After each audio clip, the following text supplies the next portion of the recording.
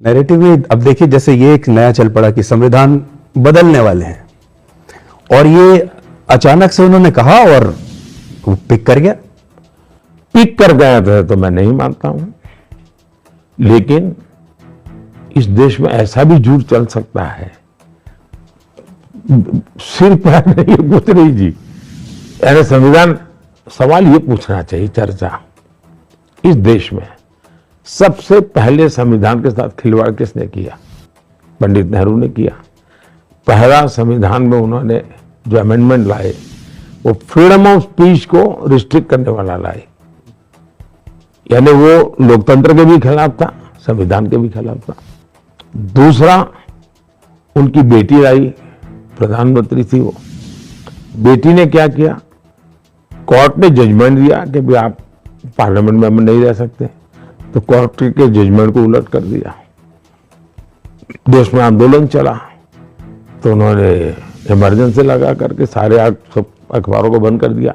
Emergency का एक फायदा हुआ, अरुणपुरी को इंडिया टुडे का जन्म हुआ। जो भी फायदा हुआ वो तो उनकी रोजी रोटी का सवाल है। उसी समय इंडिया टुडे जन्म हुआ। उसके बाद उनके बेटे आए, साहबानों का जजमेंट आया, उन्होंने सुप्रीम कोर्ट के जजमेंट को उलट दिया, वे संविधान को बदला उन्होंने। फिर उन्होंने एक कानून लाए, जो कानून था मीडिया पर रिस्ट्रिक्शन का। देश भर में विपक्ष थोड़ा मजबूत हुआ था, मीडिया भी वाइब्रेंट होने लगा था।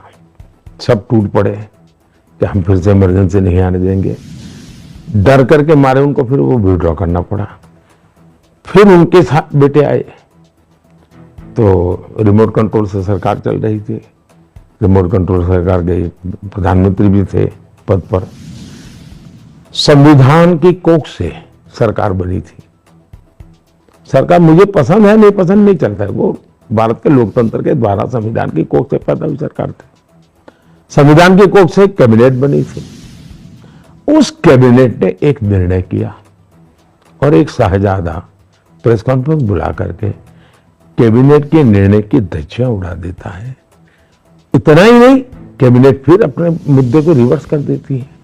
इसका मतलब यह हुआ कि एक ही परिवार के 4 लोगों ने अलग अलग समय पर संविधान की धज्जियां उड़ा दी हैं।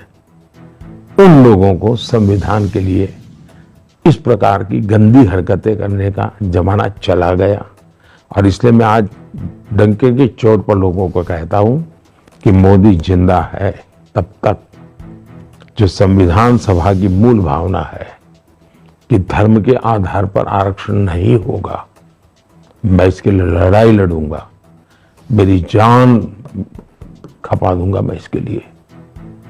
धर्म के आधार पर आरक्षण, धर्म के आधार पर आपने देश को बांट दिया एक बार, अभी धर्म के आधार पर आप ये करोगे क्या? सिर्फ अपना पद बना रहे, चेयर मिलती रहे, इसलिए ये खेलते करोगे? देश स्वीकार नहीं करेगा। और मैं देश को एजुकेट करूंगा, उसके लिए मैं अपना जीवन खपाऊंगा।